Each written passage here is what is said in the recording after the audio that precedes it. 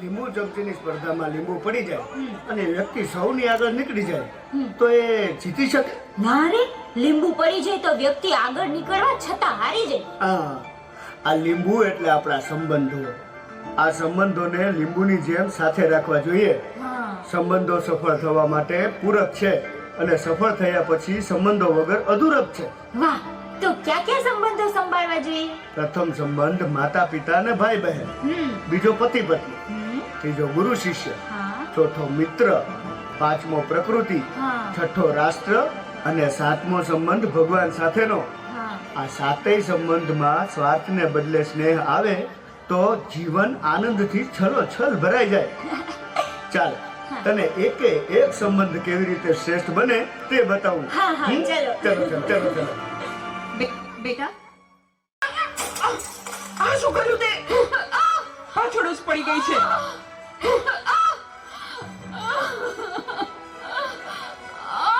બોલાવતી નહીં હવે મને. હે ભગવાન, શું કરું મારે આનું? કાંઈ સમજાતું નથી. આજે ઘરે ઘરે આ સમસ્યા છે. મોબાઈલે માતા પિતા પ્રત્યેનો ભાવ સાવ ખલાસ કરી નાખ્યો છે. અરે શેઠ સાહેબ, તમે અમારા ઘરે? તું મને ઓળખે છે? મારા મમ્મી તમારે ત્યાં ઘરકામ કરે છે.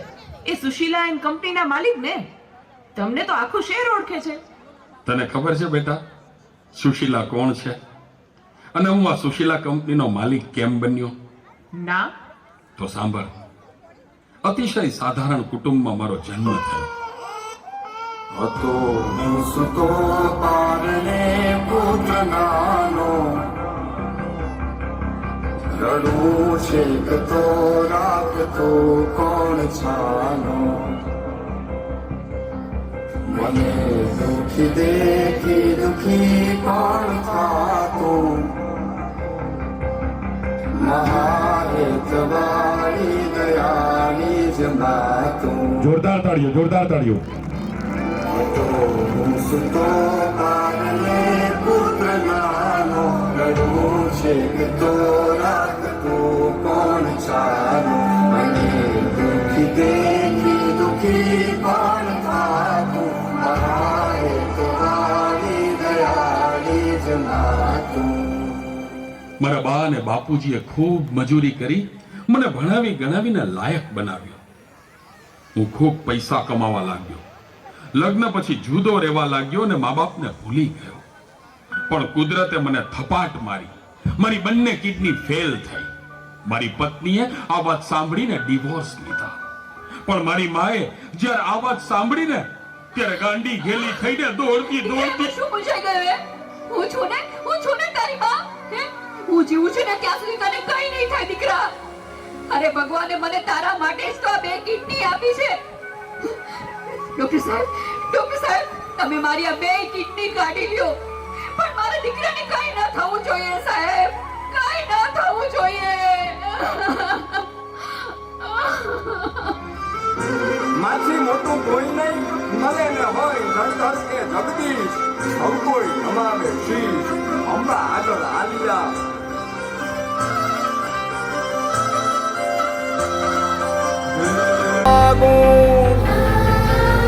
હે તારે ખોલ લે ખેલવા મુક્તિ ન માગો, તારાથી કરે દૂર એવી ભક્તિ ન માગો.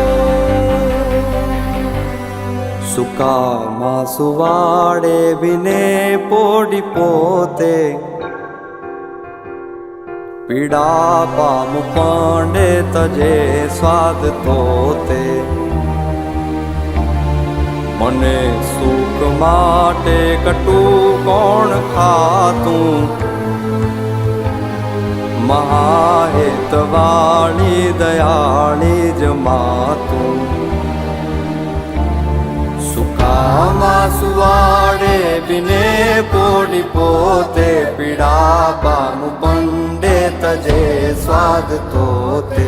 મને સુખ માટે કટું કોણ ખાતું, મહાહેતવાળી દયાળી જમાતું. મહાહેતવાળી દયાળી જમાતું.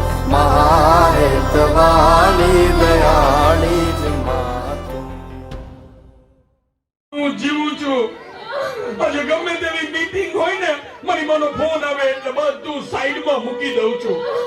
તને ખબર છે, તારી મમ્મીએ તેનું છેલ્લું ઘરેણું, એનું મંગળસૂત્ર ગીરવે રાખીને તારા બર્થડે માં આ ફોન આપ્યો છે.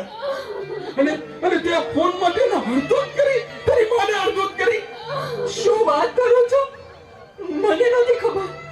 મારી ભૂલ થઈ ગઈ, મને માફ કરો.